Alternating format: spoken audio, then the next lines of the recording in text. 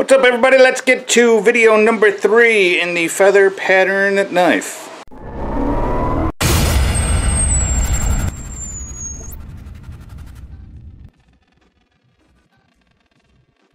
Alright, everybody, this is video number 3 in putting the feather pattern knife together, and it's going to be the final one. So we're, however long it takes actual time, it's all going into one video here. So I've got to drill everything for the bolsters and the handle, and then heat treat this and temper it, and then you know, get the bone cut for the bolsters and figure out what I'm doing for the handles and put it all together, and then she will be done. So I'm going to go ahead and start by center punching and drilling everything for the pin. I've got some 1/8 brass rod, I think is the thinnest I've got, the smallest diameter. So that's what I'm going to go with for the pins on the bolsters and everything. I was also thinking, I've got my touch mark, and I never keep that in mind when I'm doing things. And so I'm looking at how high the bevels, you know, how high I took them up, how far out I want to put the bolsters on this. You know, there's not a big enough flat area for me to put my touch mark, so I'm going to have to put it on the bevel where it's ground, and so then when I do all the finish grinding, a bunch of that touch mark's going to come out too. So yeah, I don't know how that's going to work, but we'll figure it out. But right now I'm going to go do some punching and drilling for the pins, I guess. Okay, so in my head, I'm thinking I want to keep everything, there's a curve to this handle, and I want to keep everything in line with the curve. I don't want to do center, because I don't think that'll keep an even line. So, I think I'm going to scribe the line I want to follow for the pins.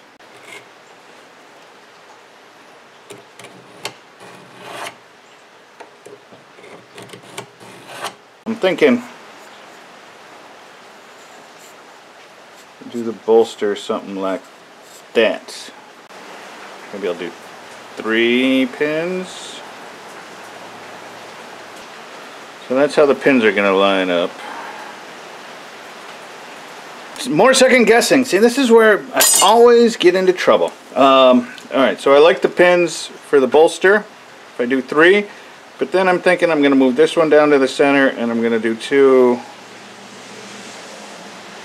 rows of pins. My stock is a little thick. 1/8 is just a hair thick. I wish I had something just a hair thinner than that, but it's what I got, so it's what I'm going to use. And hopefully it will look good.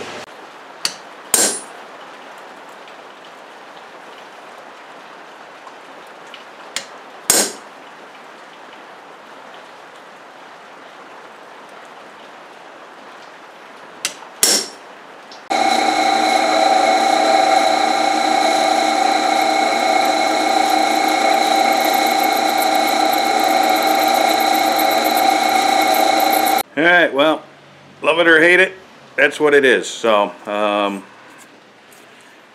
usually don't do that many pins, but I think it'll look okay.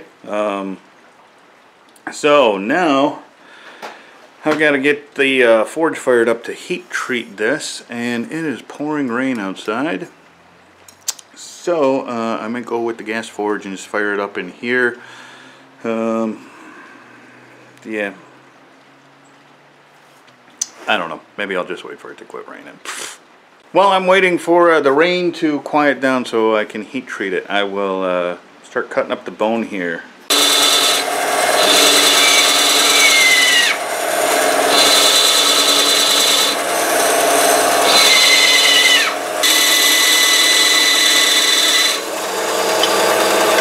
Remember the last time I did bone and I said I'm never working with this stuff again because it stinks? Oh my God.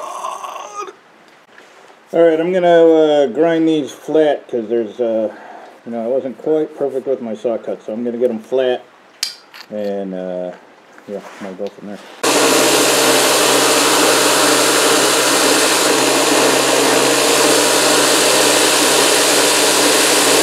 I'm going to go ahead and drill the holes in the bone to get these lined up. So that way, while this is tempering, I can you know, work on shaping these a little bit. So I do get a lot of questions actually on where I get my pin stock, and it's just brass rod. I buy it from whatever hardware store I'm in at the time when I need it. The big box stores, Menards. There's a little hardware store right by the radio station where I work, and I'll stop in there. So it's just brass rod. It's like, what, 3 feet long, and I buy it in whatever diameter I need, and I just cut the pins from that.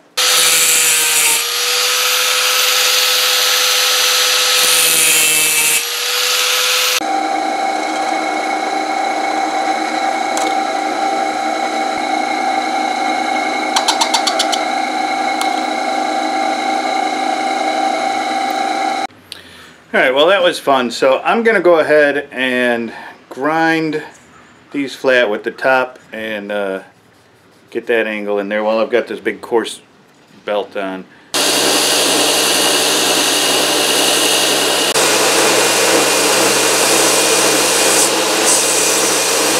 Oh my god. I wear that respirator and, you know, that blocks out everything. Can't smell anything, and then you pull it off after you've been grinding this stuff. Oh my god, this stuff stinks.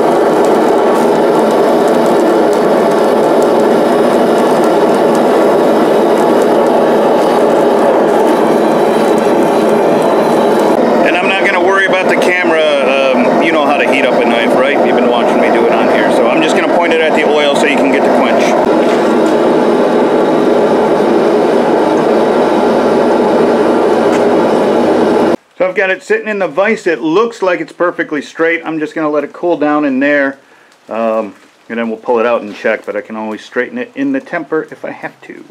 Alright, so she's plenty hard enough. Getting nice. It did pick up just, I mean, I could probably grind it out if I wanted to, but I'm going to clamp it to a straight edge. So while that's tempering, I'm going to go ahead and work on these bolsters a little bit.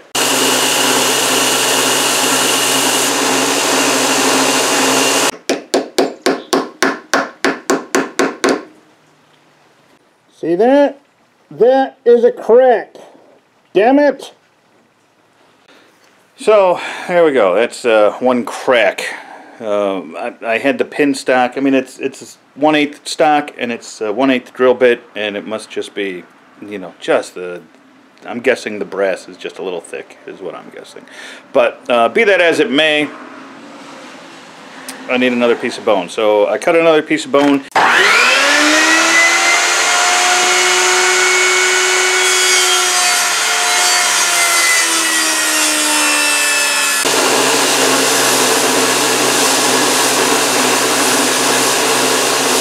There's a hunk of walnut.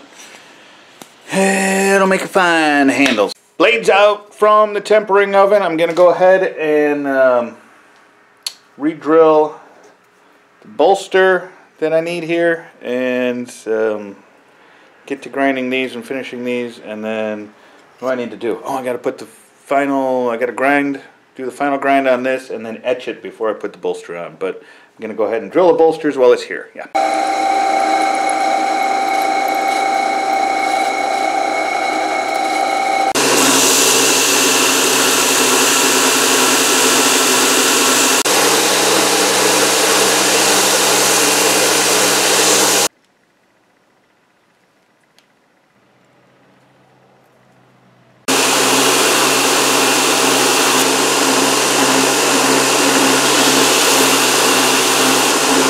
So those are the front of the bolsters, and I think they look just fine.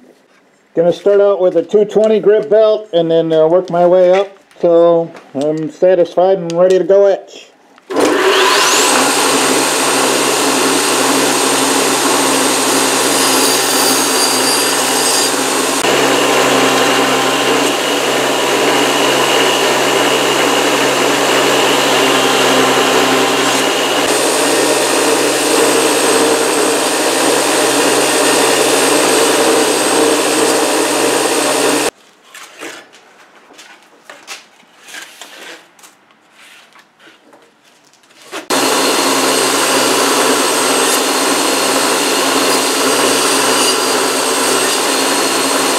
So I've got it up to 800 grit on the belts, and I think I'm going to go etch it and see how it comes out. Should be alright. If I have to, I will hand sand it up to like 1200, but I think it'll be alright at 800, but I'm going to go etch it, and we'll see what we got. Here we are, first look out of the etch. Man, it came out really nice. The pattern is just fantastic. A lot more contrast, and I don't know, I like the way it looks. Now, here's the thing, Patreon people. The weld that I had in there, can you see that crack? That is, I can feel that coming loose on the handle, and so I want to take care of it. And I wish I knew how to TIG weld and had a TIG welder, because I think that's what it would take to do the best. But all I've got is my MIG welder with the flux core wire, so I'm going to clamp this to a straight edge. I'm going to clean that up a little bit, clamp it to a straight edge, and then put a bead of weld on it and let it cool, and hopefully that'll keep this nice and straight. So this is just the straight edge I use when I'm tempering and I need to clamp it to a straight edge in the oven. And I think that'll help work as a heat sink a little bit. And I'm going to go get a rag and get it wet. And you know, I don't want to keep it on there if I don't have to, but after I weld, I'll, or maybe when I start welding, I'll just put it up there to help absorb some of the heat. I just don't want it to travel down. So if worse comes to worse with this, I guess, you know, I've got a rag here. Well, I'm going to leave this right there. It's all wet. But if worse comes to worse, I'll just have to heat treat it again, but I'm really thinking I won't have to. I think I'll be alright.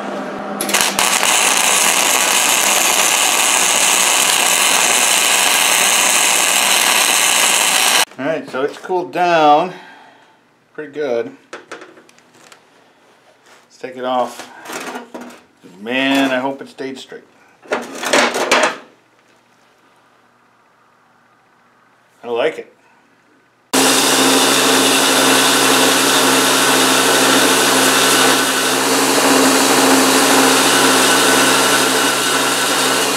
Not bad. I may have to add just a little more weld up there just to fill that top end, but and then maybe a tad on the bottom, but yeah, we'll worry about that in a minute. I think I can do this other side now.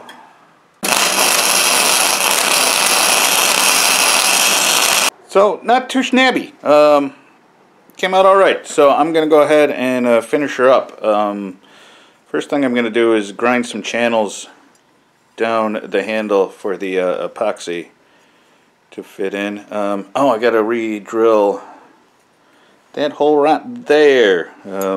Got some weld in there, so I just gotta go clean that hole up to make sure everything fits, and then I can put the bolsters on. Yeah, is that the next step? Is that where I'm at? I think that's where I'm at.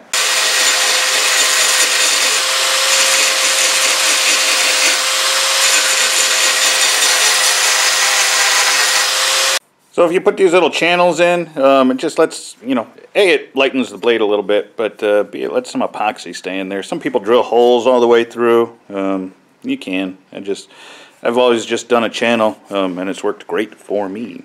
So I'm just going to do the final fit up of the bolsters to make sure everything is true and flat and fits right. The other thing I'm a tad nervous about, I think I'm alright, is when I was grinding everything down, I thought I might have gone too far,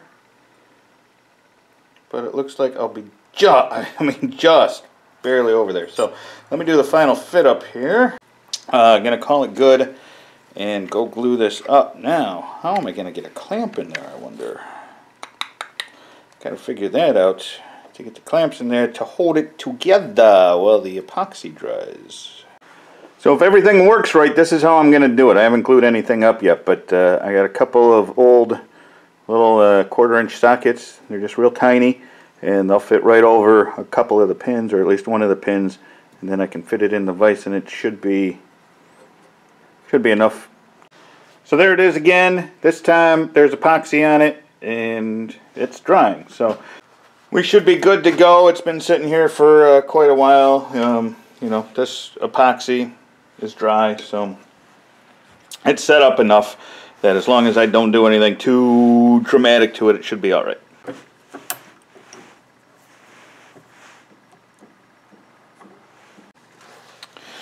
So now I've got the piece of walnut.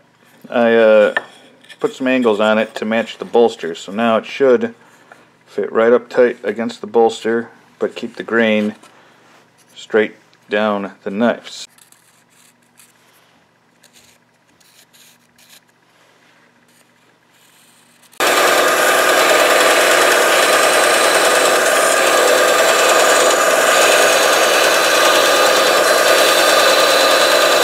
So I'm a little worried that I just don't have the skill necessary to fill in, to get that gap perfect. I mean, I can already see it's not much, but it's there and it's gonna bug me.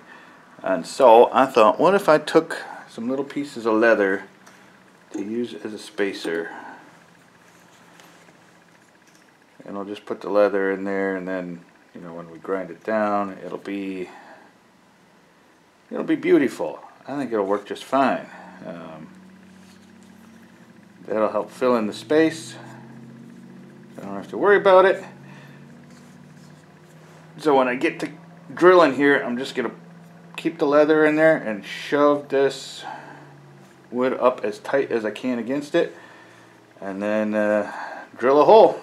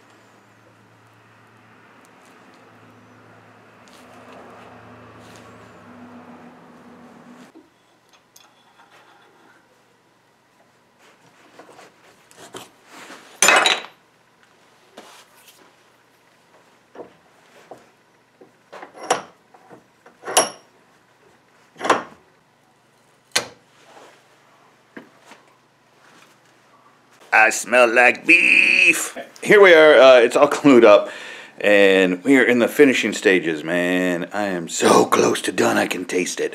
I am going to do some basic shaping on the grinder here, on the belt sander. Because I used the small contact wheel on the bottom to get the bottom curve, I'm going to make sure that is all done. Then I think I'm going to switch to the contact wheel to just do some basic shaping, and then a lot of hand sanding, and then we'll call it done. Yeah, that's it, right? I just got to shape it and then we're done. Holy smokes, I am so close. All right, here we go.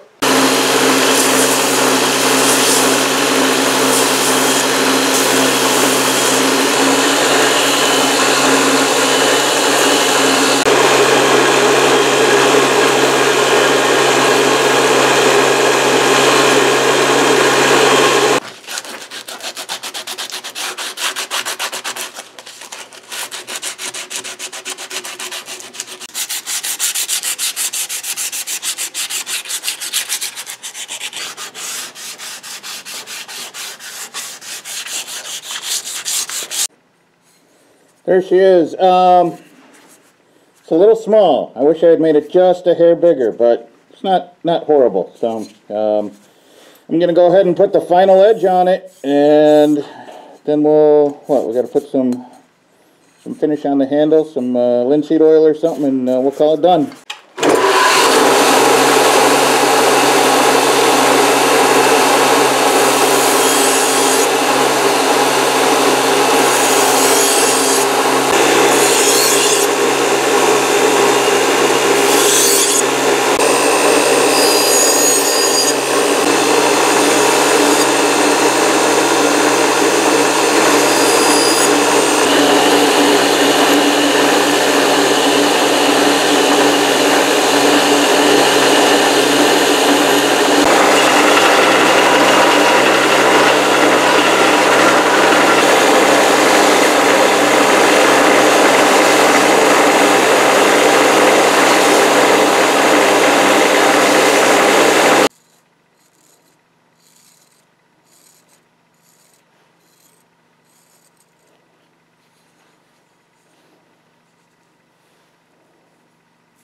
That, my friends, is shaving sharp.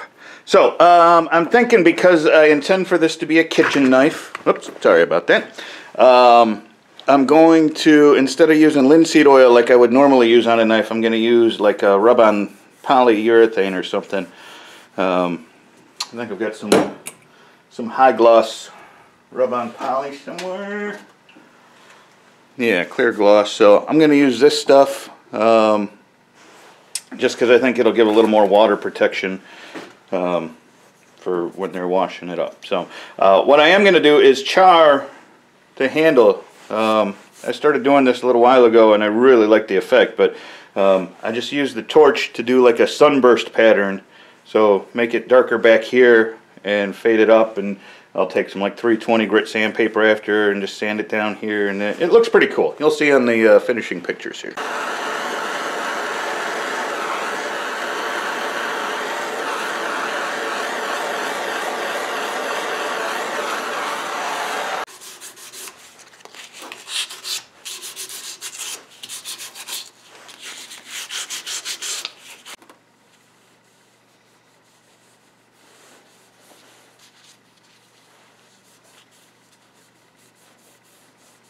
Alright guys, you ready for the money shot? Here she is.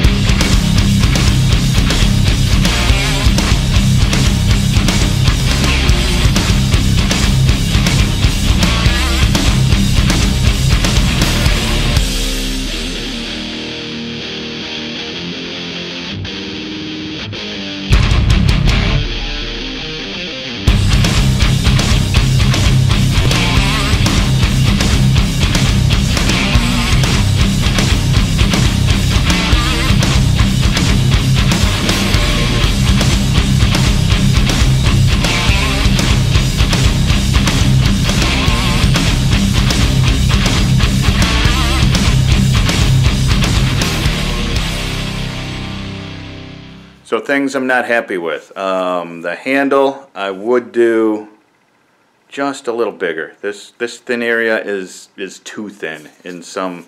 I mean, it is a kitchen knife, so it's not like the end of the world. I don't know. I just wish I had made it just a hair bigger. My wife held it and she said, "Oh, this feels perfect." So I mean, it'll fit a smaller hand just fine. My hands are like average size, and it feels just, I don't know, it feels like a kitchen knife to me. Kitchen knives never fit my hand right, so I don't know, maybe it's perfect for a kitchen knife. I don't know, but for me, I would have made that a little bigger. And then I don't like the way the bone came out. It looks dirty to me. It's not showing up there, but you know, on the other pictures, it looks dirty. It's not. It's clean. It's sanded, smooth, and clean, and fresh, and it looks dirty. That's within the bone itself. It's not that bright white that I've gotten from cow bone in the past. So maybe it's a bad cow. I don't know. But that's what it is. Otherwise, I love the feather pattern. I'm going to start playing around with this more and seeing what I could do. Maybe twisting the billets before cutting them to do the feather pattern. I don't know. I'm going to play around with it and see what kind of designs I can come up with. It took a lot of flipping time, but it also came out with a pretty flippin' sweet knife. So thank you guys. This is my Patreon. You know, the regular YouTube video didn't get to see everything that you guys get to see. All the mistakes, all the fixing and the problems and all that. And I do that for you guys because I really appreciate every single one of you. Can't say it enough. So thank you again, and I'll catch you on the next video.